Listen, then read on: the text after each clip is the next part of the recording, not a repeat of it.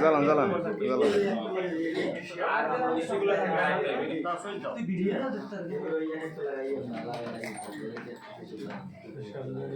দেখো পয়েন্ট আছে কয়টা? 5টা। এটা কিন্তু আমাদের গ্যাং সুইচ না? 2টা থাকতে পারে, 3টা থাকতে পারে, 5টা থাকতে পারে। আচ্ছা দেখো, এই প্যারালাল সার্কিটের সুবিধা কি? পরিপূর্ণ আলো পাওয়া যায় এবং আলাদা আলাদাভাবে নিয়ন্ত্রণ করা যায়। একটা বাতি কাটলেও বাকি বাতিগুলো জ্বলবে, কিন্তু সিরিজ সার্কিটে একটা বাতি যদি কাটে অন্য বাতিগুলো জ্বলে না। ঠিক আছে? আচ্ছা দেখো,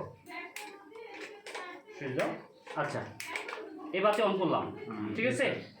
এই 5টা, টোটাল 5টা কানেক্ট হয়েছে।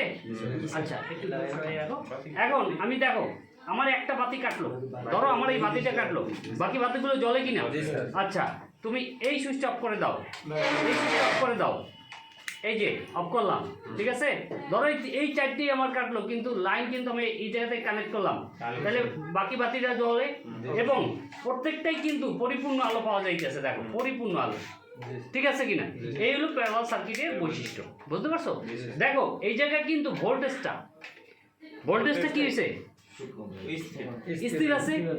যদি আমার 250 ভোল্টেজ সাপ্লাই ভোল্টেজ সিঙ্গেল ফেজের ক্ষেত্রে, ঠিক আছে, বাসা বাড়িতে আমরা 250 ভোল্টেজ পাই, কিন্তু দেখা যায় অনেক সময় যে আমাদের কোর লস থাকে, এই ক্ষেত্রে বা আমার ভোল্টেজের ড্রপ ঘটে, 180 পাই, 180 থেকে 200-র মধ্যে থাকে, তাইলে আমার ভোল্টেজটা সব সমান আছে। দেখো ভোল্টেজ যদি সমান না থাকতো তাহলে বাতিগুলো পরিপূর্ণ জ্বলতো না, ঠিক আছে? এইরকম বাতি কম দিলে তো অনেক ভোল্টেজ আপ ডাউন, ভোল্টেজের সমস্যা, ঠিক আছে?